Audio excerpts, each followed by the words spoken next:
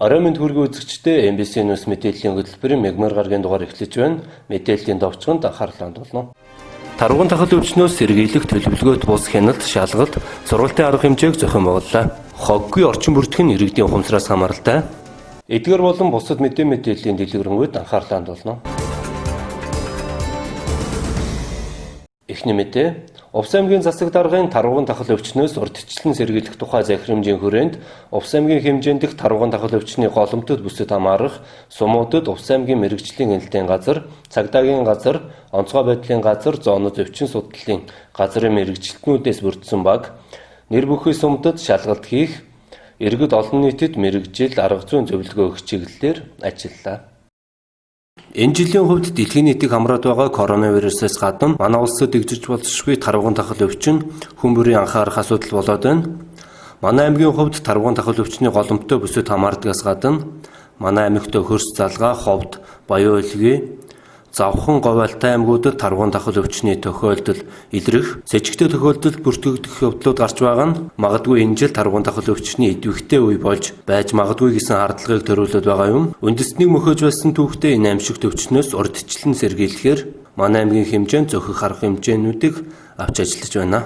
Тарваган тахал өвчнөөс урьдчилан сэргийлэх тухай аймгийн засаг даргын бол захирамж гарсан байгаа. За энэ захирамжийн хүрээнд мэрэгжлийн хэлтийн байгууллага төлөвлөгөөт бус хэн шалгалт хийхээр бол газрын даргааруудаа батлуулсан удирдамжаа батлуулаад бол хэн шалгалтын ажлын эхний хэсгийг бол хийж гүйцэтгэлээ.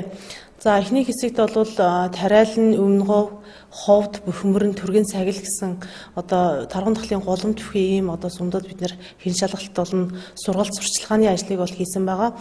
За тухайн сумдын төрийн байгууллагын албаа хаагчид тарвагны тархас нутаг бүхий бүс нутагт зуншиж байгаа айл өрхүүд иргэдэд бол тарваган тахлаас урьдчилан сэргийлэх хууль бусаар тарваг агнахгүй байх талаар бол мэдээл сургалт сурчлагыг хийж ажилласан байгаа. Аймгийн хэмжээнд нийт тарвагны нөөц бүхий 12 сум байна. За энээс бол тарваган тахлын голомттой гэж батлагдсан 6 сум байгаа. За энэ 6 сумд бол бөхмөрн, ховд, түргэн цагилын хил дагуух бүс нутаг, зүй ангаа, цагаан айрхан, тариалан гэсэн ийм бүс нутгууд бол хамрагдж байгаа. За дээрх голомттой гэж байгаа болон бусад тарвагны тархас бүхий нутагт зуншиж байгаа айл өрхтэй тэр нутгаар амралт зугаалгаар явж байгаа нийт иргэд иргэдээ сэрэмжлүүлэх болгоод хүрэхэд хууль бусаар тарваг агнахгүй байх. Тэгээ тарваган тахал өвчний тусах эрсдэлтэй нөхцөл байдлыг үүсэхгүй байхыг сэрэмжлүүлэх болгоно хүргэж байна. Тарвагыг 2017 онд байгаль орчин аялал жуулчлалын сайдын А278 гэсэн тушаалаар агнахыг хориглосон байгаа 3 жилийн хугацаатаагаар. За энэ агнахыг хориглосон тушаал шийдвэр маань өнөөдрийг хүртэл хүчин төгөлдөр мөрдөгдөж байгаа. За иргэн тарваг агнасан тохиолдолд агнахаас гадна тэдгээрийн гаралтай түүхий бүтээгдэхүүнийг худалдаж авсан, тээвэрлсэн тохиолдол зөрчлийн тухай хуулиар бол хуулийн хариуцлага хүлээдэг байгаа. За ямар хуулийн заалтаар ямар хариуцлага хүлээдэг бэ гэвэл нэг ширхэг тарвагыг агнасан, тэрийг худалдаад авсан, эсвэл тухайн тарвагны эд эрхтэн тээвэрлж явсан тохиолдолд тухайн иргэнд бол 300 мянган төгрөгийн шийтгэлийн арга хэмжээг оногдуулдаг. За тэрнээс гадна тухайн тарвагны эхлэг эдийн засгийн үнэлгээ гэж байдаг. За жишээ Монгол тарваг бол 90 тарваг нь бол 170 мянга, энэ нь бол 200 мянган төгрөгийн эхлэг эдийн засгийн үнэлгээтэй байдаг.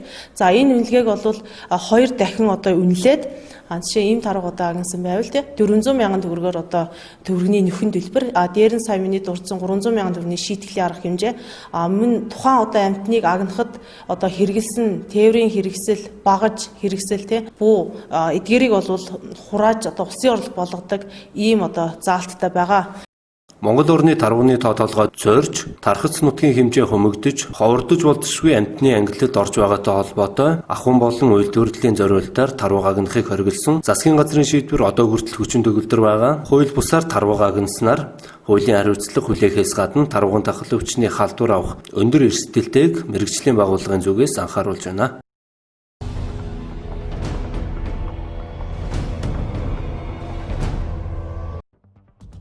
Энэ жилийн хувьд зуншлаг 7 дугаар сарын 20-ны өдрийн байдлаар нийт нутгийн 50 орчим хувь нь сайн, 30 гаруй хувьд нь дунд, 20 орчим хувьд нь муу байгаа гэсэн судалгаа гарчээ. Тодорхойлбол Говьалтай аймгийн 7, Баянгор аймгийн 11, Өвөр Хангай аймгийн 14, Төв аймгийн 2, Дундгов аймгийн 9, Өмнөгов аймгийн 6, Дорногов аймгийн 2 нийт 41 сумын нутгаар зуншлаг тааруу байгаа юм. Хувирхангай аймгийн засаг даргын үүргийг төр орлон гүйцэтгэгч Батчаргалын мэдээлснээр тус аймагт зуншлаг тааруу байгаагийн улмаас малчид отор нүүдэл хийж машин дотор амьдарч буй цөөнгөө байгаа юм байна. Тус аймаг нийтдээ 9.6 сая толгой малтай. Бэлчээрийн дац хэтэрсэн учраас малыг эдийн засгийн эргэлтэнд оруулахаас өөр сонголтгүй болжээ.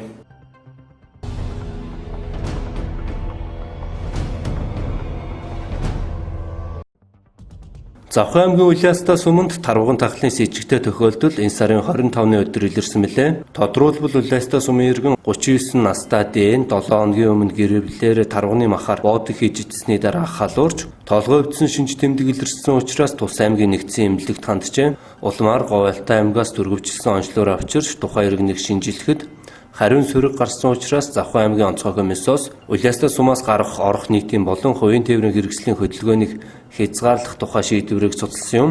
Эрүүл мэндийн яамнаас 2020 оны 7 дугаар сарын 27-нд коронавирусын тархалтай холбоотой асуудлаар ээлжид мэдээлэл хийх үеэр тус яамны тандалт шуурхай удирдлагын хилцээний дарга наран гэрэл Завхан аймагт илэрсэн тарваган тахлын с ижигтэй тохиолдлын хариу PCR шинжилгээ буюу давтан шинжилгээгээр сөрөг гарсан хэдий тийм боловч иргэндээ аймгийн төвийн халдвартын эмнэлэгт хэвтсэн гэртээ 8 хүнтэй хавьтал болсон учраас бүх хүнийг дахин шинжилгээнд хамруулахаар болсон. Хүмүүсийн сөрч өнөөдөр Улаанбаатарт ирнэ. Иргэдэд хэлж сануулсаар байтал ирэмгүй тарваганы мах идсэн өгүүлэмжтэйгээр эмнэлэгт хандаж байна.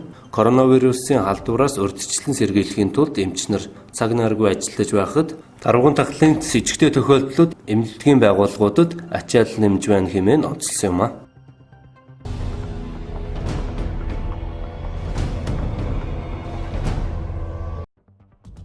Хэд хэдэн судалгааны үр дүнг судалж үзээд эрдэмтэд илүүдэл жинтэй байх нь халдварт өвчин тэр дундаа коронавирусын халдвар авах хүнд өвдөх нас барах эрсдлийг асар ихээр нэмдэг болохыг тогтоожээ. Английн эрүүл мэндийн байгууллагын судалгааны үр дүнг эргэн харахад хүмүүс жин нэмэх тусам ноцтой шалтгаанаар эмнэлэгт хандахын ихсдэг байна. Хоол тэжээл судлалын мэргэжилт нь аль ёсон тест-өөний хэлснээр илүүдэл жин энэхүү ноцтой өвчлөлтүүдийн эрсдлийг улам ихсгэж байгаа нь сар тахлын хувьд ч ижилэг нь тэрбээр жин хасах нь эрүүл мэндэд асар тустай тэр дундаа цар тахлаас сэргийлэх нэг арга болчих магадгүй юм. Таргалалт өдгөө хамгийн өндөр түвшиндээ хүрээд байна хэмээн хэлжээ. Их Британь бол дэлхийн хамгийн их таргалтай орнуудын нэг билээ. Тухайлбал Их Британд 3 хүн тутмын 2 нь илүүдэл жинтэй гэсэн судалгаа бий. NHS-ийн гаргасан тооцоогоор биеийн жингийн индекс насанд хүрсэн хүний хувьд 27-аас 30 бол илүүдэл жинтэй, 30-аас 40 бол хэд таргалтай хэмээн үздэг байна.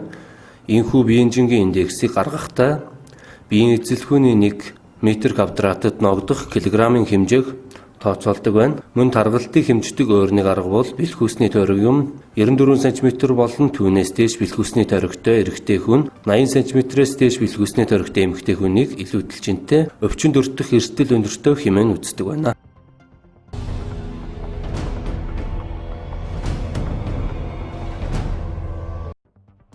Азийн хөгжлийн банк COVID-19-ийн зар тахлаас урьдчилан сэргийлэх зорилгоор Монгол улсад 1 сая $1 буцалтгүй тусламж олгосон.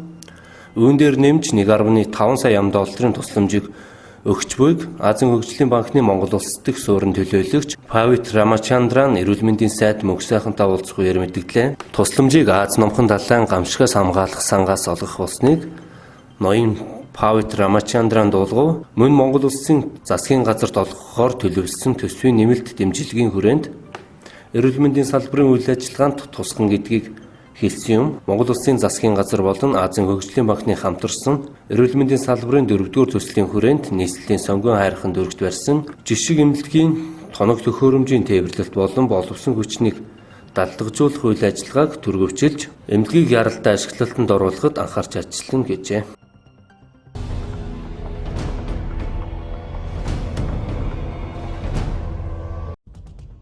Бөхмөрөн сумын засаг даргын тамгын газарт компьютер шаардлагатай тоног төхөөрөмжүүдийг хүлээлгэн өгчээ. Тодруулбал улсын төсвийн 71 сая төгрөгийн хөрөнгө оруулалтаар 11 нэр төрлийн тавилга эд хогшил компьютер тоног төхөөрөмж нийлүүлэх ажлыг Power Distribution хувьцаат компани гүйцэтгэх нь энэхүү хүлээлт өгсөн байна. Аймгийн эдийн засаг нийгмийн хөгжүүлэх үндсэн чиглэлд төрийн албан агчдын ажиллах орчин нөхцөлийг сайжруулах зорилт тусгагдсан. Зорилтын хүрээнд сумдын төрийн албан агч нарыг шат дараатаагаар компьютер тоног төхөөрөмжөөр хангасаар байгаа юм. Одоогоор 3 сумын төрийн албан агчид сүүлийн үеийн өндөр хүчин чадалтай иж бүрэн компьютер тоног төхөөрөмжтэй болоод байгаа тухай аймгийн засаг даргын тамгын газраас мэдээлсэн байна. Дараагийн мэдээ.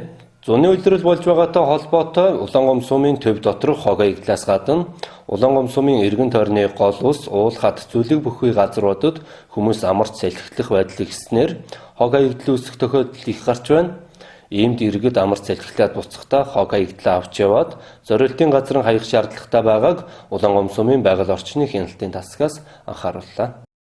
33 мянга гаруй хүн амтай Улаангом хот маань өдрөөс өдөрт өргөжин тэлж, хөгжин цэцэглэж байгаа ч Улаангом хотын өнгөцөмж заашлаад байгаль орчинд цөрөг нөлөө үзүүлэх хог аягдлын асуудал ихээр үүсэж байна. Гашууны гол улаан уулын дээд тал гэх мэт газруудад Улаангом сумын айлууд гарч цустгаас гадна амралтын өдрөөрөө болон орой үдшээр Улаангом сумын иргэд тухайн газруудад очиж салхитлахдаа хог аягдал үлдээх мөн гол усанд машина гоох зэрэг ухамсаргүй үйлдэлийг ихээр гаргаж байна. Улаангом сумын байгаль орчны тасаг эдгээр газруудад хяналт шалгалтын ажлыг эрчимтэй хийж байгаа ба зөрчил үлдсэн тохиолдолд хуулийн хариуцлага хүлээлгэх залтайг сануулж байна. За Улаангом хот дотор ялангуяа улаангомчууд маш хүн ам их суурьшил өргөн газар нийт 33 мянга гаруй хүн амтай. Хог аягдлын цэвэрлэгээ сүүлийн үед бол нэгдсэн журмаар ажилт хийгдээд албан байгууллага ажихын нэрийг цэвэрлэдэг боловч хүмүүс бол одоо амралтын үеэр гол усан дээр очиод ил задгаа хог хаях байдал бол нэлээд ажиглагдаж байна. Жишээлбэл гашууны гол дээр би өчтөр бол явж шалгалт хийлээ л дээ. 50 гаруй айл өрхөд бол тэнд бол тусланд гарцсан байгаа юм байна. Тэгээ одоо зарим айлууд нь бол хогоо бол ил гадаагаа өрхөцсөн байна. Зарим нь ууц савнд хийгээд ингээд тавьчихсан байх шишээтэй. Тэгээ би айл өрхөд бол санууч хэлсэн. Ил задгаа хогоо хайж болохгүй зөрөөлтийн газраач хаяач. Ялангуяа айл өрхөдийн хогийг сард нэг удаа авч байгаа шүү дээ. Тэгээ айл өрхөд чи хашаандаа очиод тэр тэнд хашаандаа өргөчих. Тэгэхээр чин нөгөө нэгдсэн журмаар ажилтаа хийгдээд авч удна. Байранд орсон сууж байгаа хүмүүс бол ууц савнд хийгээд авчраад хогныхаа пүн хөрлөг хийчихвэн чи бас л нэг дадал хөвчлөл болж байгаа байхгүй. Тэгээд одоо ил задгаа хэрэг хог хаявал иргэний 31-т тэнцэх хэмжээнд өргөөр хуулийн этгээдийн 301-т тэнцэх хэмжээнд өргөөр торгоно гэсэн хуулийн залттай. Тэгээ учруулсан хохирол нөхрийн төлбөрийн төлөөд гэж байгаа шүү дээ. Хуулийн залтан тийм. За усан сан бүхий газарт хог аягдал хайсан эсвэл машин техник бохир зөөл угаасан эсвэл усны нөөцийг богтохоос хамгаалах үүргээ биелүүлэгээ бол учруулсан хохирол нөхрийн төлбөрийг төлөөлж хүний 101-т тэнцэх хэмжээнд өргөөр хуулийн этгээдийг 1001-т тэнцэх хэмжээнд өргөөр торгоно гэсэн хуулийн залттай. Одоо гол усан дээр очиж хүмүүс бол машина гоох, дэвсгэр дэглэг гоох, хувцсны руу гоох сүүлийн үед бол одон жил бол бүр энгийн зүгдэл байсан. Харин энэ жилээс бол харьцангуй бас гайгүй байна. Ер нь. Тэгээ иргэд бол өөрсдөө жахан эрх үүргээ хэрэгжүүлж ухамсартай хандмаар байна. Энэ хог хаягдлыг одоо цэвэрлэл бид нар одоо энэ байгаль дэлхий чинь одоо энэ чинь эрүүл байд, хүний бие эрүүл байна. Тэгээд иргэд бол мэдээлэл өгдөг. Зүгээр ингээд тэнд хог шатааж байна, тэнд одоо ил задаа хог хийцсэн байна гэдэг. Мэдээлэл өгөхөөс илүүтэй тэрийг баримтжуулаад бидэрт авчиж өгвөл бид нар тэр мэдээлэл тэр баримтжуулсан мэдээллийг шалгахад маш хэлбэр байдаг. Тэгэхгүй зүгээр утсаар зарим нэг мэдээлэл бол утсаар ирдэг. Тэр нь бол бас бодит биш байдаг учраас бол бас яхан түүх учруулд юм аа. Тийм учраас иргэддээ бол хандаж хэлэхдээ хог хаягдлаа одоо ил задгаа хаяхгүй байх. Ил задгаа хог шатаахгүй байх. Гол усандаар очиод одоо хог хаягдлаа бол одоо иж уусан хоолныхаа үлдэгдэл бусад юм бол ууц савнда хийгээд аваа явчихдаг байх юм. Бас нэг яхан эрх үүргээ хэрэгжүүлж аялмаар байна гэдгийг та бүхэнд бол үргэлж хэлмээр байна. Ингээд бид хамгийн гол нь торгохтой болно биш.